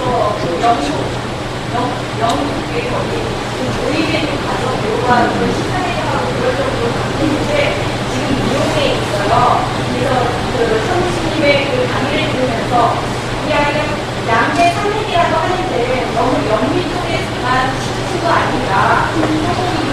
루팽이랑 판트마스 말고 있는 사람들은 어떻게 할 수 있는 그런 취소들이 있어요. 하나 추천하고 싶거든. 그 통해서 언어를 공부하고 있는데 이게 한번 공부하더라도 추천해 주실 수 있는 게 있어요. 일단 그 팡토마스의 캐릭터는 이런 식으로 보는데 실제로 그런 이제 얘기했는데 고딕 소설의 악당하고 고딕 소설이 이제 17세기, 18세기 일종의 공포 소설이죠. 고딕 소설의 악당과 사이코패스, 현대 사이코패스의 혼합물이다. 혼합 인간행위다. 사이코패스죠. 왜냐면은 팡토마스는 그래서 류팽도 부하가 있고 팡토마스 부하가 있는데 다른 점이 류팽은 부하가 이렇게 붙잡혔을 때 부하를 구하기 위해서 어떤 위험을 물었어요.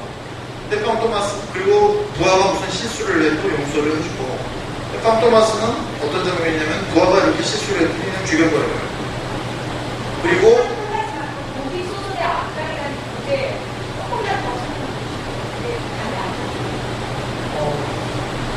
고딕 소설, 그러니까 그 멍크라는 그 소설이 있는데, 그러니까 고딕 소설 하면 어떤 분위기냐면은 옛날 성제의 그 사용을 알 수 없는 어떤 그 악당, 그러니까 어떤 그 성주라든가 그런 사람들이 등장하세요.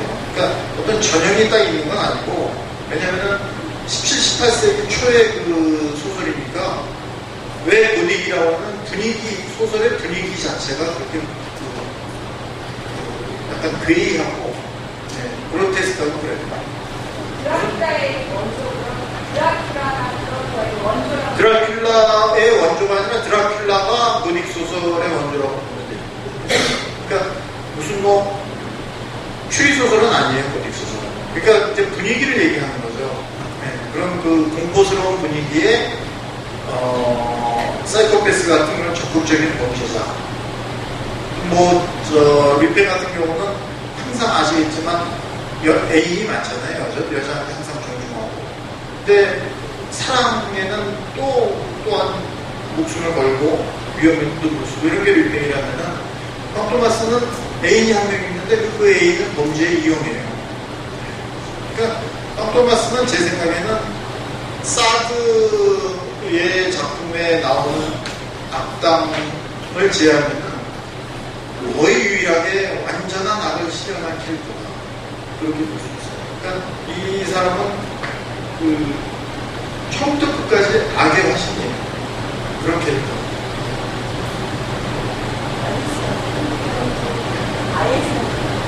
IS요? 그리고 참 제가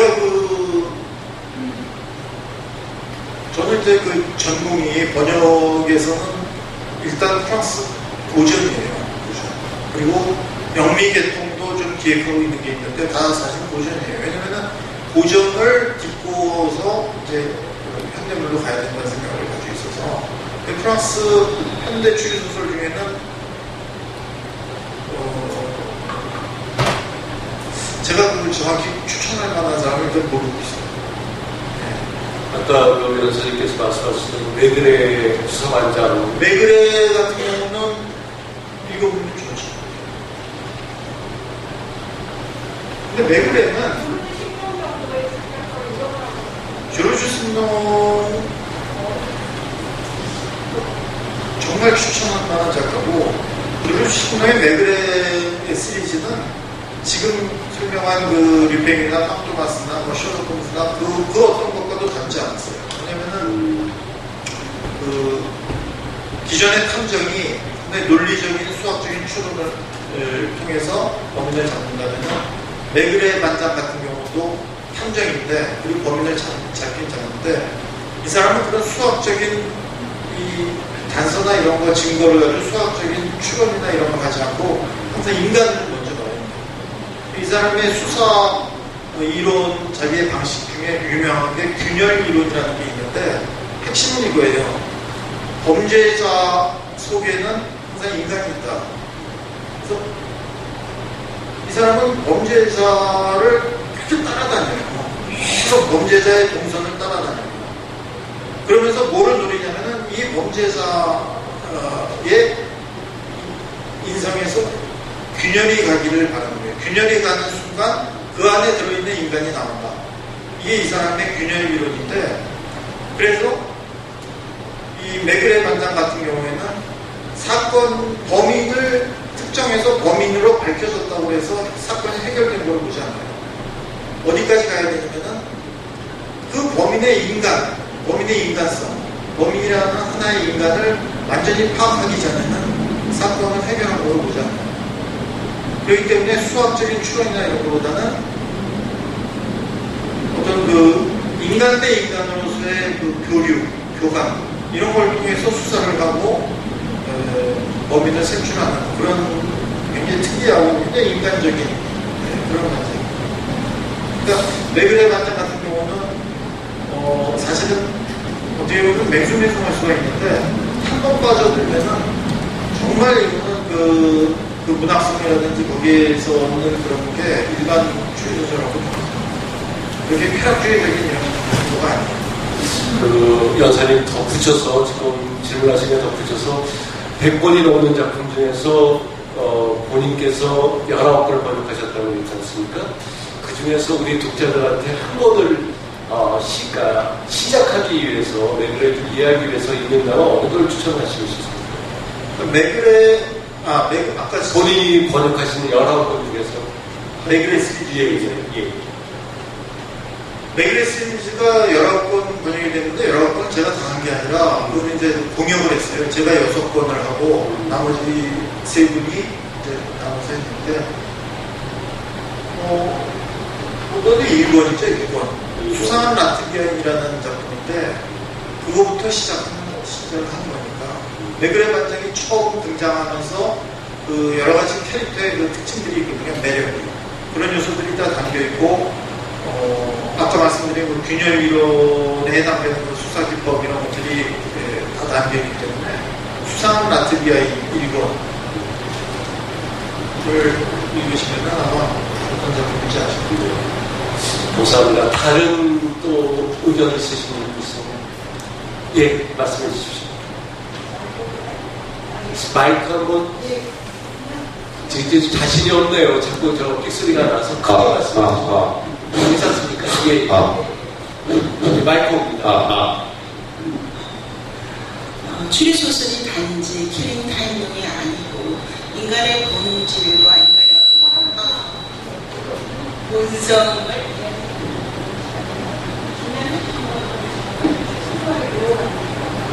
제가 알기로는 권율이라는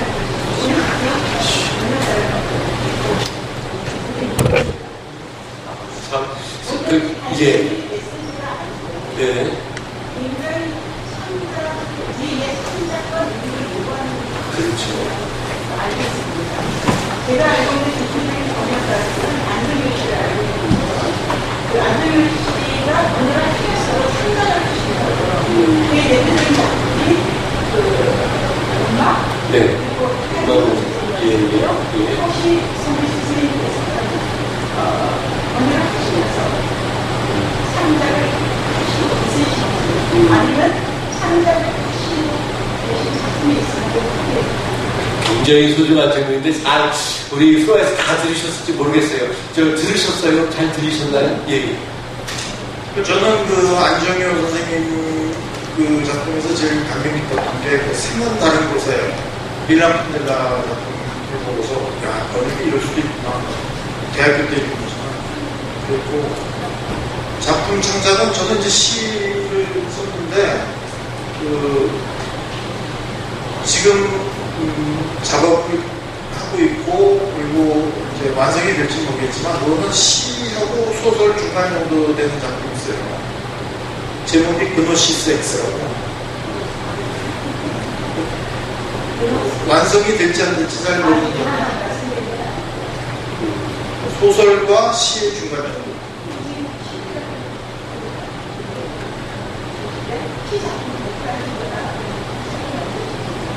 시집이 한 번 나왔고, 그러니까 2003년도에 나와서 정확히 한 4년 정도 있다가 절판이 되는 시집이 하나 있는데 제목을 좀 알려주십시오. 정신의 무거운 실험과 무한히 가벼운 실험 정신. 제가 본인도 잘 기억을 못 하시나 봐요. 제가 자료가 있어서 천천히 읽어드릴게요. 정신의 무거운 실험과 무한히 가벼운 실험 정신. 읽으면서 보면 굉장히 잘 옵니다. 정신의 무거운 실험과 무한히 가벼운 실험 정신. 절판이 되고 이북으로 볼 수 있고요. 그 다음에 이제 내면일기라는 장르가 있어요. 불란서에는 내면일기라는 장르가 있는데, 일기이긴 일기인데, 내면일기, 어떤 두서없죠. 숭고한 노이로제라는 내면일기 한 분이 질문하신 선생님 질문에 덧붙여서 여쭤보고 싶은데, 창작을 하실 때 번역하시던 작업들이 영향을 주십니까? 영향을 받습니까? 저는 시집을 쓸 당시에는 번역을 안 하고 있었기 때문에 그건 잘 모르겠고, 소설을 만약에 제가 쓴다면 영향이 있을 것 같아요. 아니, 추리소설 아니고 그냥 어떤 소설을 쓸 때, 왜냐하면 번역을 하게 되면은 문장력이 늘 수밖에 없어요. 그리고 다양한 문장을 연습하다 보니까, 그래서 하다가 소설 쓰는 사람이 왜 있는 게, 사실 이렇게 말문이 터지지 않아서 말을 안 할 뿐인 사람들이 많거든요. 근데 말을 자꾸 할 기회가 생기다 보면은 말을 그때 안 해주는 걸 꺼내는 것처럼 소설을 쓴다면은 많은 영향이 있을 거다. 근데 시는 잘 모르겠어요.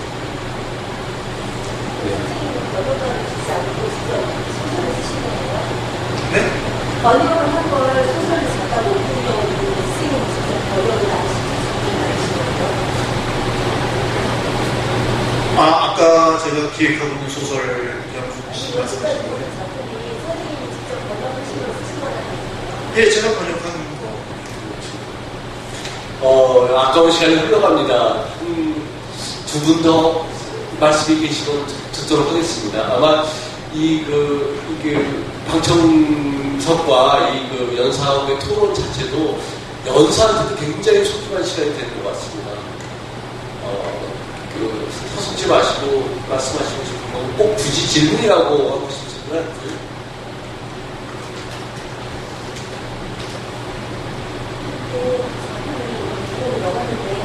선생님이 쓰는 번역 작품이 선생님 작품이잖아요.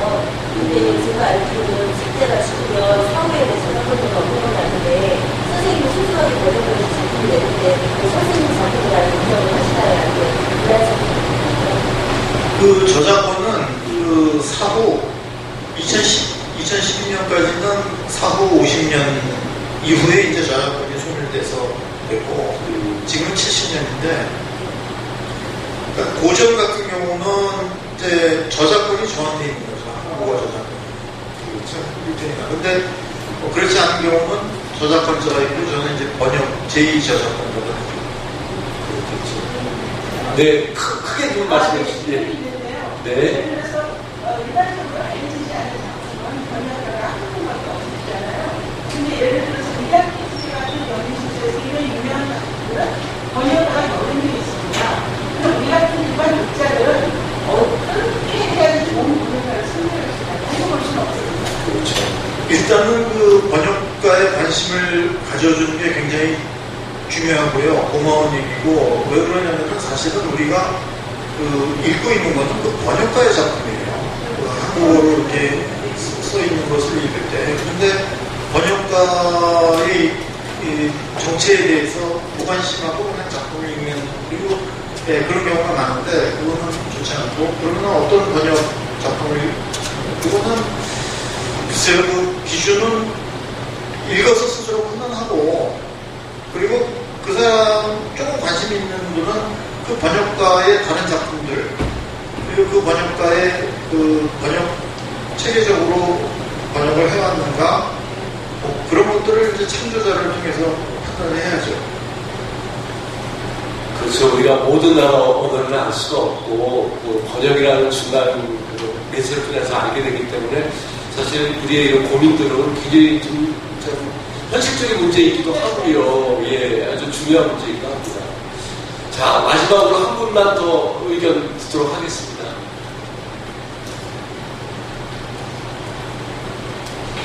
네, 그러면 의견이 없으면 마무리를 할까 하는데요. 오늘 날씨도 그렇고 또 이 분위기도 그렇고 굉장히 차분한 가운데 여러분들이 굉장히 집중해 주셔서 너무 감사하고요. 특히 굉장히 뭐라 그럴까요? 두문불출하고 두문불출하면서 그냥 열심히 자기 세계에 침잠하는 성 교수님이 우리 이문학 평론을 위해서 먼 길을 이렇게 달려와 주셔서 너무 감사합니다. 이번 기회를 통해서 다시금 고맙다는 말씀 드리고요. 또 앞으로도 끌어오는 그 좋은 작품 많이 소개해 주시길 부탁합니다. 박수 부탁드립니다.